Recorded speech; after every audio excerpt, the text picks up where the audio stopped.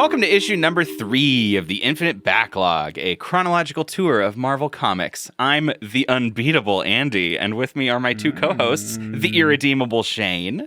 I can't come back from that. And Old Man Rory. Oh, hey. It's just me, the old man. And today, we are reading a selection of comics from February through July of 1964. The Beatles, Jimmy Hoffa, the Civil Rights Act, and other things I looked up on the Wikipedia article for 1964. And the stories we read today followed Spider-Man, Doctor Strange, Daredevil, and Iron Man. Somebody get me into it. The art in Daredevil is an extreme cut above the rest of everything else we've seen. Yeah, it's not even just the art. Everything in that one Daredevil, because we read Daredevil issue 1. It's Stan Lee's writing. I wouldn't call the writing significantly above the rest, but it's fine. It's good. I liked it. I beg to disagree. I beg to disagree. I Rory. beg to differ. I beg to differ-agree. I would like to differ-agree with you, Rory. There is an entire page dedicated to how his senses work. Yeah, so Tell we're me saying that's not good. That's not good writing. That's not. Yeah, okay. I've been thoroughly razzed by my two friends. No. Look, the writing is what you expect, but the art is out of the... Well, like, comparatively, it's just so much better. well, okay. I think generally the most fun that I'm having week to week right now is in Spider-Man. But Sure. what was nice about Daredevil is that it felt like there was like dynamic, sort of interesting human stakes going on in this Yes. origin story in a way that Spider-Man sort of flirts with from time to time, but kind of doesn't touch most of it, like right now. You know what I mean? So I think this is probably a joke that has floated around about Foggy and Matt, throughout the will they won't they of it all. But going back to now, this is the first time I've read this very first issue. There's some pretty strong Nick Carraway vibes. Now, I don't know that reference because I'm an uncultured swine. That's The Great Gatsby. That's the narrator for Okay. Gatsby, who's like clearly kind of in love with him. Yep, didn't know the name. Yes. I read Gatsby when I was in sophomore year of high school, I want to say. So it's been a minute. But I remember liking how short it was. Does that give me points? This is maybe inside baseball that gets cut. But I shared a random video of just a person making a random food from a random anime, and you immediately clocked it, and you don't. But I don't remember Gatsby. But you don't know The Great Gatsby. Oh, God. You're like the Rain Man of anime. Does he have moe eyes? I didn't think so. Andy could build a whole pull list of just anime for the Gatsby. God. He could build a whole anime profile. Man, if only they made a Gatsby anime. No, so a Gatsby anime. If anybody's, I know Daredevil is a little more niche. He's not as much in the cultural consciousness. So if anybody's sort of unfamiliar with Daredevil, his whole shtick is that he's a blind fighter, and he was blinded in a horrible accident. And he also has he's got this really interesting like family drama baked in because his dad was a fighter. And he was like past his prime, but he wanted to be a role model for his kid who idolizes him, but he really wants more out of life for his kid. So he is like, nope, you can't go into fighting like me. So you're going to study hella hard. And so Matt becomes a lawyer, and then there's some crazy drama where his dad's killed. It's 3 panels. Yeah. In later Daredevil stuff, there is that more interesting contrast between the fact that he's a servant of the law during the day and a vigilante at night. The Stan Lee comic doesn't feel like it really gets that bifurcation.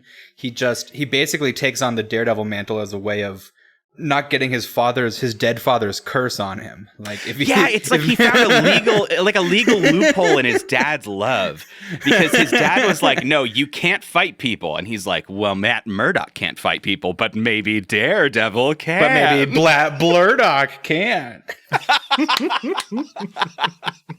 So I don't know. I there's a lot that I like about it, but you're right. The art is significantly more interesting and better. I didn't catch who drew it. I don't know if it was. I've got it open in case it's Bill Everett.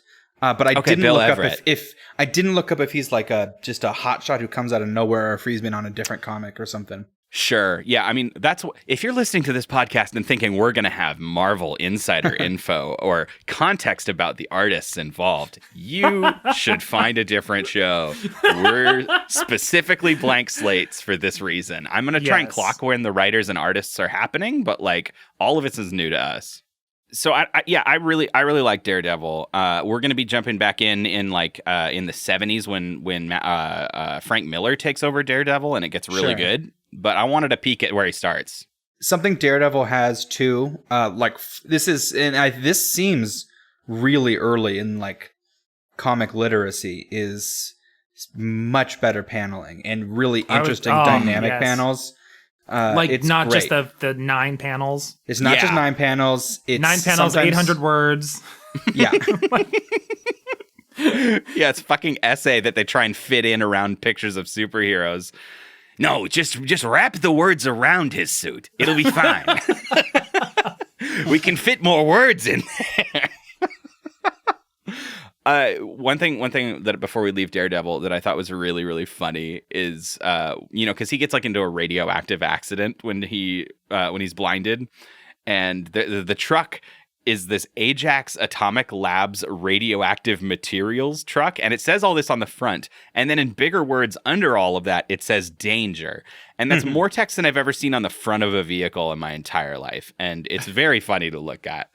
But what I also really like is this other context I have from like 2 decades after this. The Ninja Turtles co-opt this issue as their origin too. Yeah. So that's something that I really like that they did. Eastman and Laird wrote that in. So it's kind of like heavily implied that this like radioactive accident that caused Daredevil to get powers, also that sludge like leaked into the sewers and went onto some turtles. Well, and for those who don't know, the original Ninja Turtles was kind of more of a parody than a self-important new work, which it sort of, I don't know about self-important, but it became less or not at all parody really at some point. Yeah, they were pretty serious and bloody spooky. The same story as Desperate Housewives.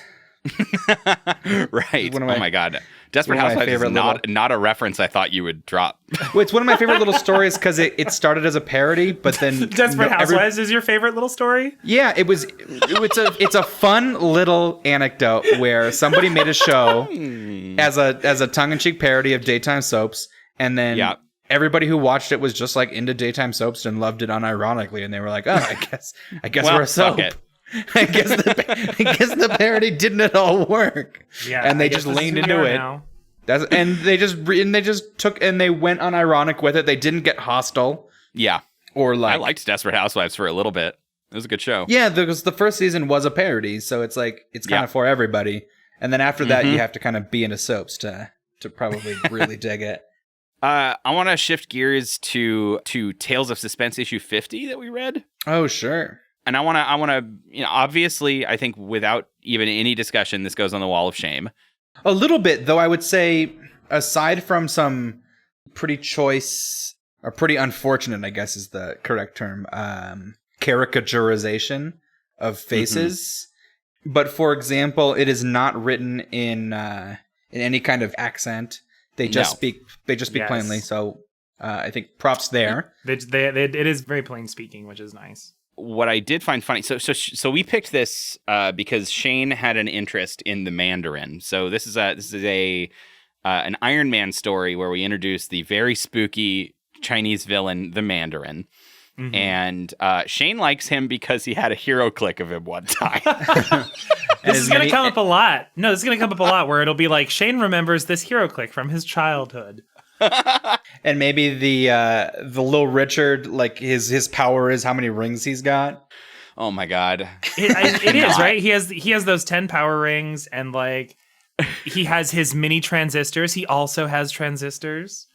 Transistors are so hot in 1964. Transistors are hot. What I thought was amazing is that the Mandarin with all of his rings, he's like a weird kid with a new toy. He just wants to use it for everything because he's standing in this like room with a couple flunkies and he's like, look at my sweet rings. And then he like uses his powers to push buttons from 5 feet away. Like, I can push those buttons with only my rings. Like, dude, you can also just walk over and press a button, Mandarin. Like, this is a little much. But he also, so the thing that I took issue with is that he's supposed to be a Chinese villain that the communist government can't control, but he's a karate master. I know, Like, the they didn't- karate thing is a little silly. They didn't pick a Chinese martial art. The one he's good at is the Japanese one. Oh, they don't really know anything about kung fu right now. They only know karate from Japanese imperialism and sort of the fallout of that. I don't know when. I think. Yeah, when did David Carradine Kung Fu happen? Hold on. Got it. So Kung Fu came out in 1972, and Bruce Lee, I think, was snubbed for that role. Like, they were looking at him for that, and they didn't do it. Yeah, he didn't. But I don't think Bruce Lee busted in until like the mid 70s. And so, yeah, this is definitely before. It's funny how he's like this karate master or whatever, and he just goes to chop Iron Man one time, and Iron Man blocks it, and he hurts his wrist, and it's done. Well, okay, but first he chops Iron Man, and Iron Man's like, ow! And like somehow because he demonstrates he can karate chop iron, and he's like, fuck, I'm iron. Yeah, That's my thing. but then he's like, oh, fake math, transistors, and metal. Hit me again, And then bitch. the next time he does the chop, somehow he's like magic. Like, The science of this is obviously suspect, but there is something kind of fun in like if part of martial arts is this sort of concept that the whole body is one and you're all kind of everything's connected.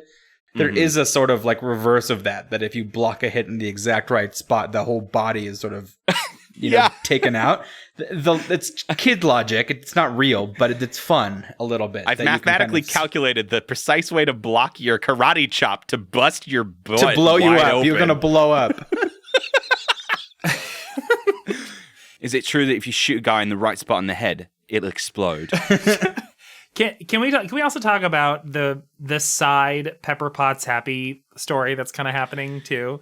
Man, Because it's so stupid, but I felt like it was such a nice little nod to their character development where he's like, haha, you've called me to take you on a date. And she's like, I just want someone to buy me a free drink. Jesus Christ. well, yeah, she's clearly trying to attract Tony Stark's attention, and Happy does not. I think maybe he kind of knows, but he still is fully buying into the idea that him and Pepper are like fully like going steady. So that even later when like Tony shows up at the very end, he's like still like his inner monologue is like, well, at least she likes guys like me instead of guys like Tony. And you're like, dude, Happy, that's not, you need to read the room. She's clearly not into you. there's a moment of niceness, not just like between them, but of like just the current state of, you know, women in Marvel, where she's talking about how I get all dolled up and I've even covered up all my freckles and Tony won't even notice me, right? And Happy is kind of hits with that. I kind of liked him. Which is about the nicest thing that anybody said about a woman in anything we've read in the last 3 weeks. Yeah. Hey, that's a fun transition to Spider-Man. wait. I don't want to talk about Spider-Man yet. We got to get the wet fart out of the way. Let's say anything we want to say about Doctor Strange right now. we read a selection of these half-issue Doctor Strange stories that mostly fall flat. Was anything stand out for you guys? I didn't hate the Nightmare Realm one, but The Nightmare one was good. Nightmare's design is good. But otherwise, it's just a lot of dead. It's just a lot of dead air. And they start and end the same way. Doctor Strange is doing nothing. He turns into a ghost for a couple pages, fixes some problem using magic that really has no plot or interesting factors to it, and then he walks away into the sunset. Do you think, Rory, that's because it's one of those things where when you don't like understand something and you don't like fully realize an idea, but you still want to share it? Do you think that's what's going on here? Where they haven't really given him anything where they're like, oh, he does magic. So, and I don't know if we've outright stated this so far, but we're in Strange Tales, which is a sort of anthology where it's a dual title. So most of the book is taken up by stories about the worst teen in the world, Johnny Storm.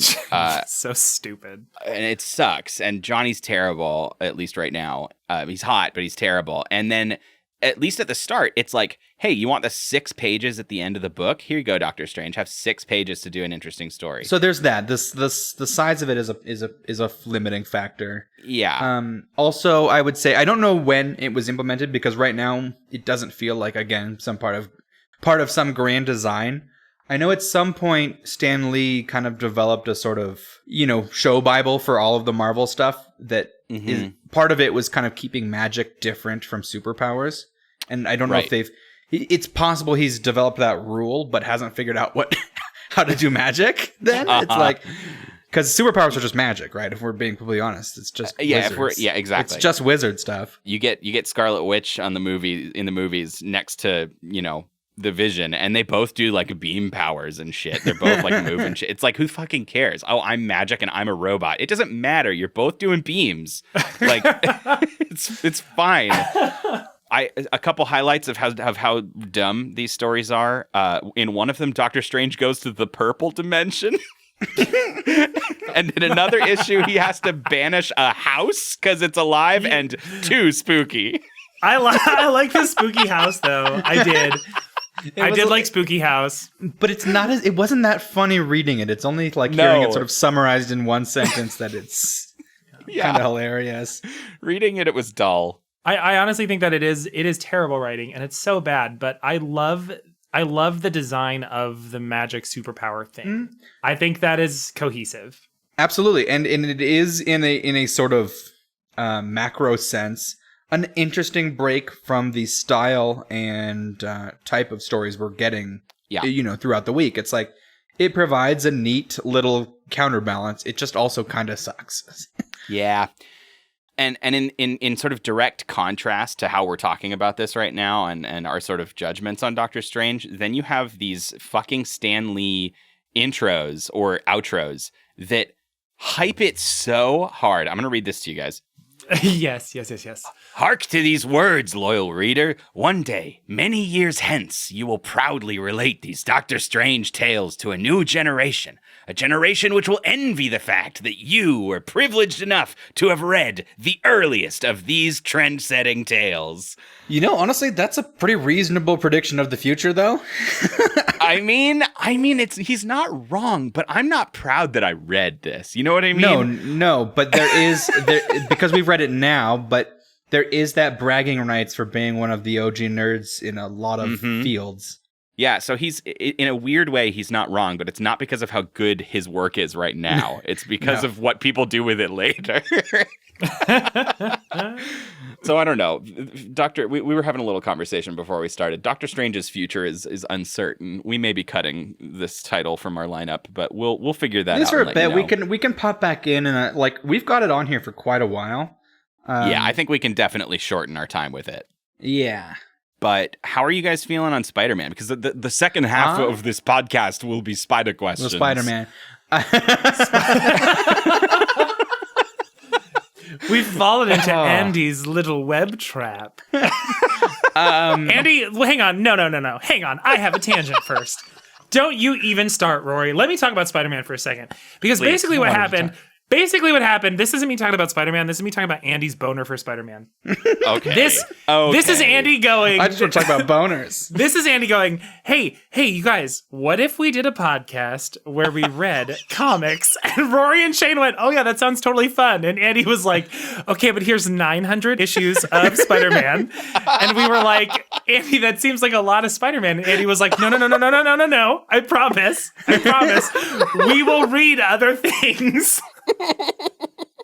Okay, but aren't you so happy that you met the Enforcers this week? I cannot wait to talk about the Enforcers. Let me tell you, I had a much better time with Spider-Man. I've been a little cold to it the first couple of weeks. Now that it has picked up a serialized story, though, it's what I needed. It's what I needed to be more into it.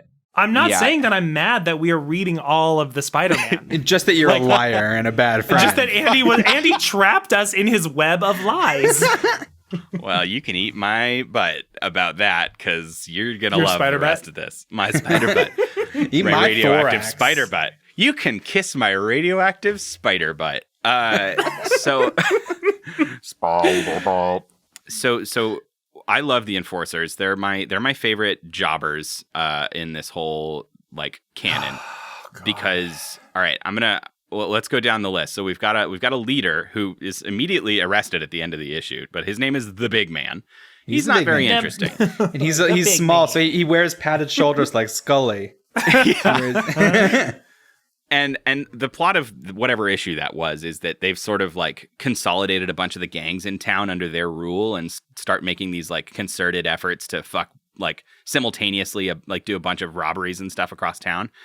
And the Big Man is the leader, but then we have 3 other people, and I'm going to let you guys talk about the last one. So I'm going to leave him for last. He's the most important. Last one. Okay, so the first one is the Ox. Yep, the Ox is first. Who's a strong man.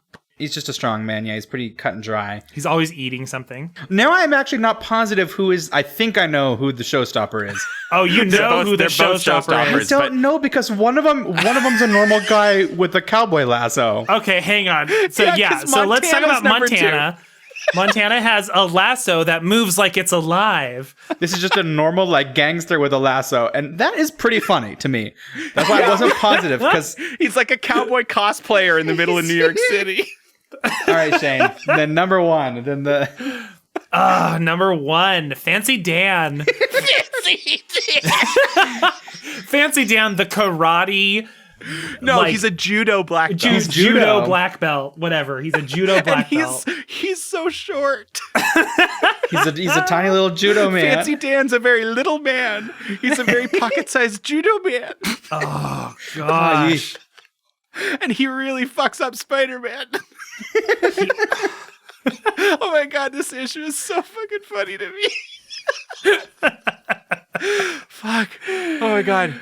There's so many wild things that happen every week on this podcast with Spider-Man. We could spend the whole podcast talking only about Spider-Man. The Enforcers were great. Andy's dream. Yeah, I know. Fuck off. We had the return of Doc Ock for 2 consecutive issues, sort of playing into what Rory was talking about. That was my favorite one. Yeah, it's a good couple issues. Yeah, those are the 2 that are heavily serialized, but it still kind of keeps up this actual narrative thread that he's actually dating Betty. That the things that are going on are kind of existing across issues. It's not kind of doing a Simpsons ending at it was for a little while.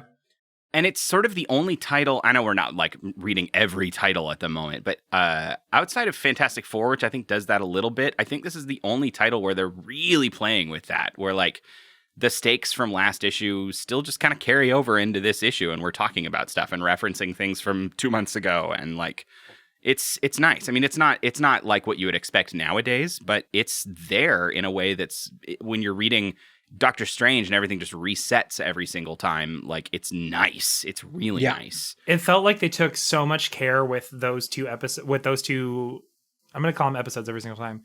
With those 2 comics, like the chase scene where he and Doc Ock are like chasing each other through the city, panel by panel was so it was so engaging, and it was like your eye travels around the page, being like, "Oh, look at Spider-Man! Oh, look at Doc Ock! Oh, look what they're doing!"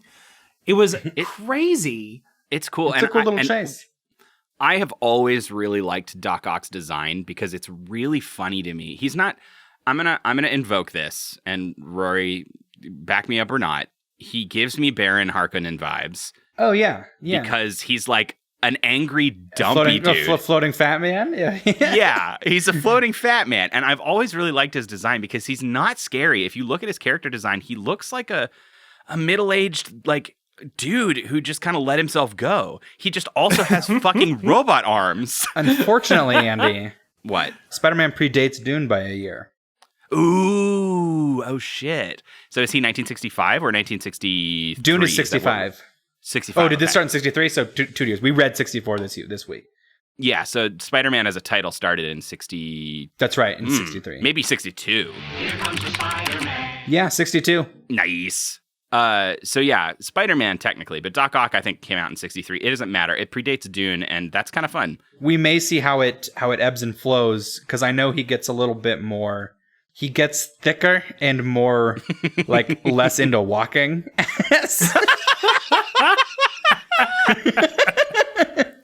So we have Doc Ock a couple times. There's the through line with Betty, and I think we all discussed as a team we have to make a sort of correction from last week about Betty. Yeah, because there was at least I think maybe a presumption. Maybe we were in the 60s, we wouldn't make the same reading of it. But she seems to be a working adult with a job, hitting on a teenager in high school. But apparently she dropped out of high school last year to work, putting her at somewhere in the 17, 18, 19 range, I would guess. Yeah, which is way more okay. I would venture to say incredibly fully okay. Fully okay. Like fucking nice, Peter. Nice. So you're out of backlog jail, Miss Betty. Yeah. Sorry, Betty. We still like you, even though, you've got a brother who gets into horrible gambling debts and puts your life at risk. Like, we still like you. That's fine. He dies. Yeah, so what else do we have going on? We had Doc Ock. There's a pretty wild sequence where Peter fakes photos, like he doctors photos so that he can get money for Aunt May to have an operation because he needs $1,000. I'm so tired of these money troubles because they're invented and because we don't ever see them resolved or interacted with in any interesting way. He just has a magic belt that takes cool pictures for him that makes him money, but somehow his life is still super tragic and hard, and he still never has any money. Like, I just don't care. His money woes are so uncompelling in every sense of the word. Yeah. The doctor's like, you have to pay me $1,000. And we're all like, oh no, however will he do it? Yeah. That must be bad. Yeah.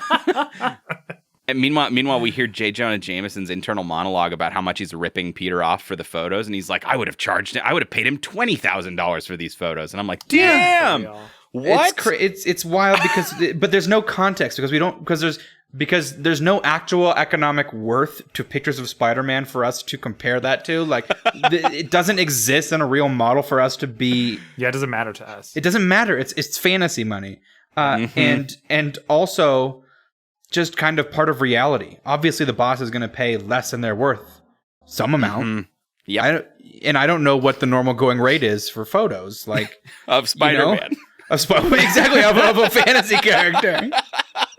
It's very hard to engage with earnestly. They're trying to add some shit to J. Jonah Jameson as well, because we have like a whole page devoted to him at the end of one of the issues where he's like, it's kind of cool, like oddly speaking out loud candidly to himself about the real reasons he hates Spider-Man. And it felt a little hackneyed, but I don't know. It's a little nice, but kind of on par with as much monologuing and narrating as going on in general. Like, yeah. To be fair, it fits the tone of what we can expect from these. Like, people are constantly explaining in their inner monologue how their powers work to themselves. Just always. So somebody talking about their motivations is more interesting to me, the English major. Yeah, totally. And I mean, I guess to nutshell it, he's like, what? He's basically like, I'm a money-grubbing asshole. I feel like I could never be a good man, so I sort of have to hate Spider-Man because he's proving that there are better people than me. Well, kind of, yeah. It's this idea that if somebody like Spider-Man is a good person, that sort of throws a wrench in his self-image as a good person. Yeah. Hey, I'm a capitalist who's constantly like, on one hand, he's given a job to two teenagers who are hard up. Like, they're both Peter and Betty are in pretty dire financial straits. And he gave a teenager like a real professional job in both cases. Yeah.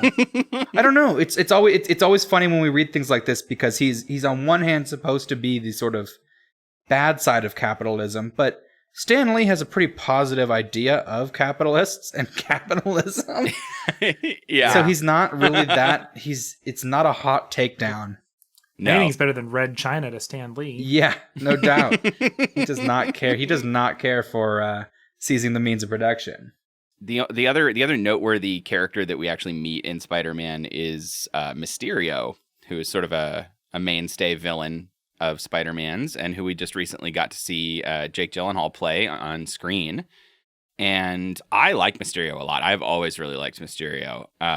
He's a little ridiculous in this first appearance. The idea that a sort of former like special effects man can like make it work in the real world somehow As a real superhero. Yeah, as a super villain, like special effects are designed for a camera. Like it's not that's not how special effects work. I don't know. It's definitely kid logic. The idea that you could like do special effects in real life and have it fool people. That he can do all of the stuff that happens in movies and just do it in real life. Yeah.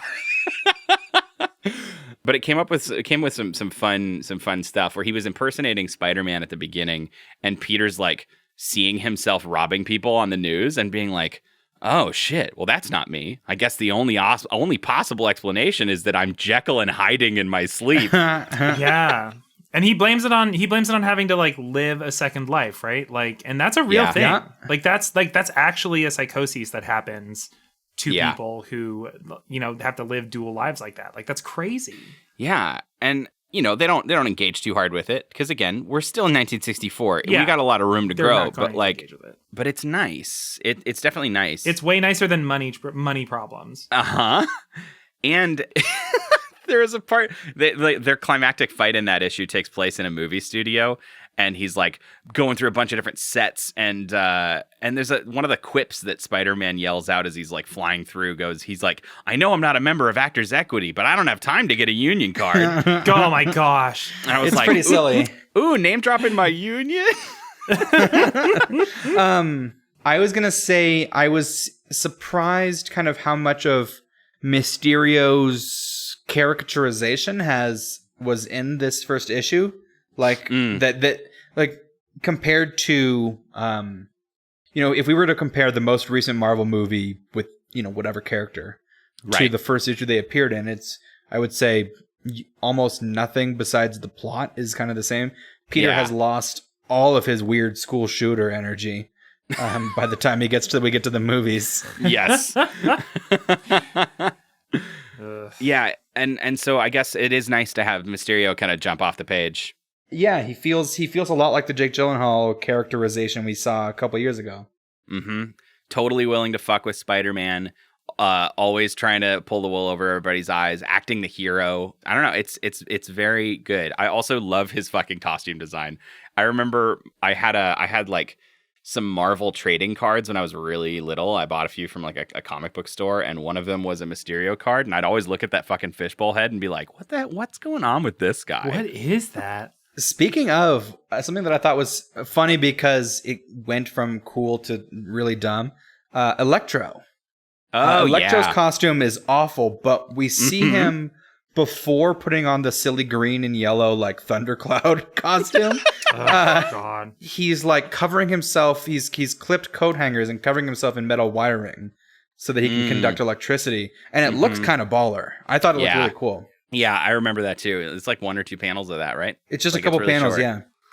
Before we walk out of Spider-Man, I need one more Stan Lee note that I need to read because this is so funny to me. It feels like a real dunk. Just for context, all of this is in the same text box. So it's not like the thing that I say at the end is a separate note. This is all in the same thing. It says, "None but Stan Lee could have written this epic tale. None but Steve Ditko could have drawn such gripping scenes. Lettered by S. Rosen."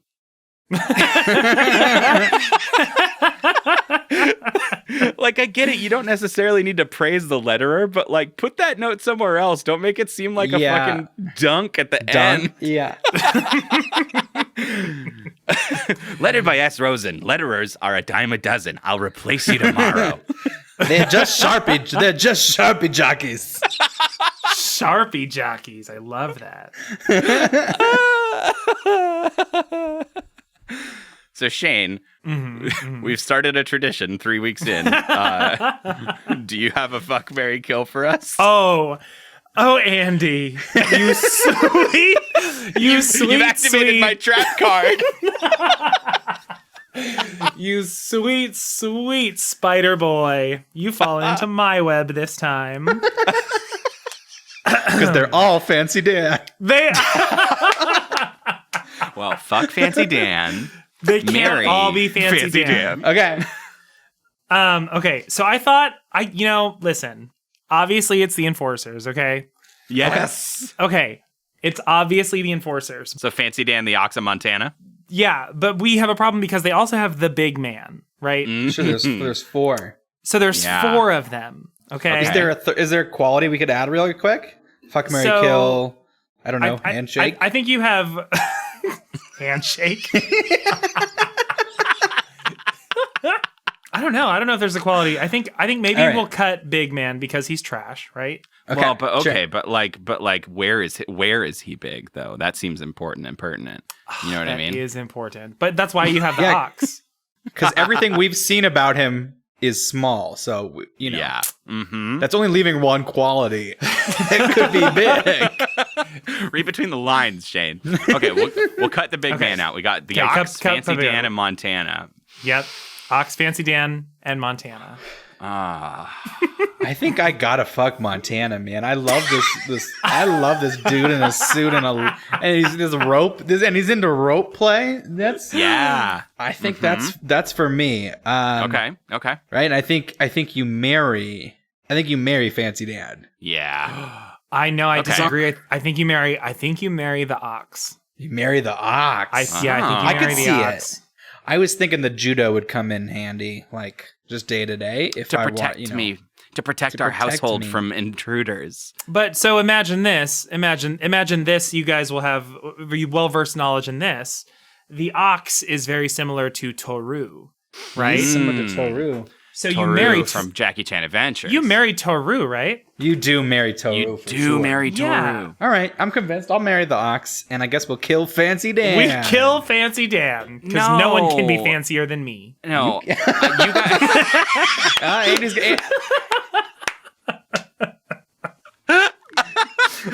Yeah, I'm just imagining Shane like he's making these decisions and he's like handing the rose and he goes towards Fancy Dan and then gives it to Montana at the last second and then pulls out a gun and goes, Fancy Dan, you've encroached on my fancy territory for the final time, and then you just blast him between the eyes. Just blow him away.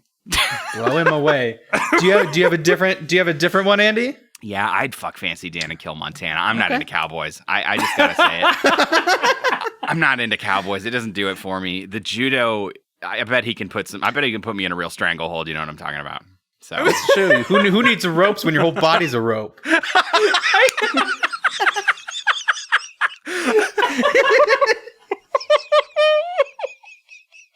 oh my god. Hey, thanks for hanging out. This has been the Infinite Backlog. By the fury of the ageless Vishanti, by the 12 moons of Munipur. What a savings. Or wait, no, that's the Galaxy Quest. But thanks for listening. Thanks for listening.